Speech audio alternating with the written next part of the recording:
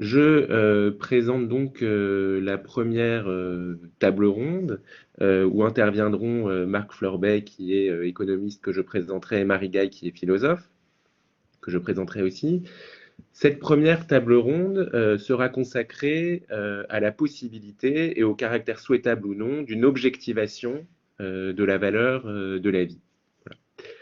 Alors évidemment, l'essence de chacun de ces trois mots sont déjà en eux-mêmes polysémiques, objectivité, valeur et vie. Donc c'est un gros morceau auquel nous nous attaquons là. Mais disons que le projet d'une objectivation, réfléchir sur le projet d'une objectivation de la valeur de la vie revient à réfléchir sur les critères qui permettent de mesurer des éventuelles valeurs que l'on pourrait donner aux vies et de comparer ces valeurs entre elles. Voilà. Alors, sitôt qu'on propose cette idée-là, on est tout de suite saisi d'une sorte de gêne éthique, d'un embarras éthique. C'est une gêne que sans doute nous partageons tous.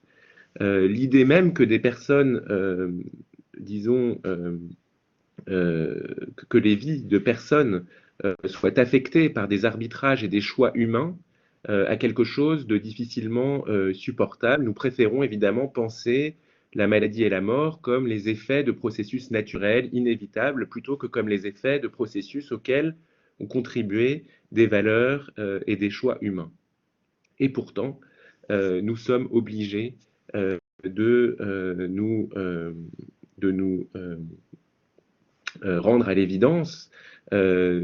Évidemment, la maladie et la mort sont toujours les effets de processus auxquels ont contribué des valeurs et des choix humains. De fait, rendent incontournable qu'on pose cette question de la possibilité d'objectiver la vie. Le premier fait est celui d'une limitation des ressources dont nous disposons, qui est en fait la condition d'un questionnement à la fois économique et éthique qu'a posé très nettement Brigitte Dormont, qui est celui de l'équité. Comment utiliser nos ressources de la façon la plus équitable? Le deuxième fait est corollaire, corrélatif du premier, puisque les ressources sont limitées, des arbitrages sont faits, et ils sont faits quotidiennement, et nous devons assumer que ces arbitrages ont bien sûr des impacts forts sur la morbidité, la mortalité d'une population, dans les politiques publiques, dans le champ de la santé, mais aussi, bien sûr, dans d'autres champs, nous y reviendrons. On peut mettre en évidence des processus de valorisation de la vie plus ou moins explicites. La question se pose aussi, au-delà de ces choix explicites, de savoir si une valorisation plus diffuse et plus profonde de la vie, une valorisation de la vie plus diffuse et plus profonde, pardon, n'est pas à l'œuvre dans l'échelle des positions sociales d'une société. Si cette échelle des positions sociales ne correspond pas à une hiérarchisation implicite des valeurs des vies humaines. C'est l'hypothèse que proposent certains auteurs, en voyant notamment dans les inégalités sociales de santé, c'est-à-dire dans la corrélation entre les positions sociales et l'état de santé correspondant à ces différentes positions sociales, le signe d'une valorisation inégale des vies qui est en réalité implicite. Alors ici, je pense à l'anthropologue Didier Fassin et notamment à sa leçon inaugurale au Collège de France sur l'inégalité des vies.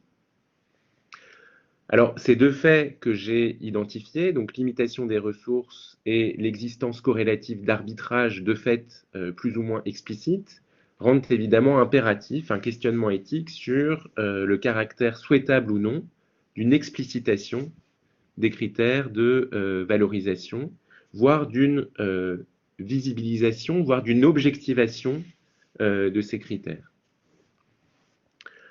Alors, ce sera le fil rouge de cette journée, mais c'est plus particulièrement l'objet de cette première table ronde de voir, donc, avec Marc Fleurbet et Marie Gaille, ce qu'on peut penser de ce projet-là.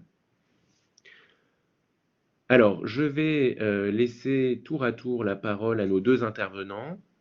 Je commence par donner la parole à Marc Fleurbet, que je vais présenter brièvement. Merci beaucoup d'avoir accepté d'intervenir.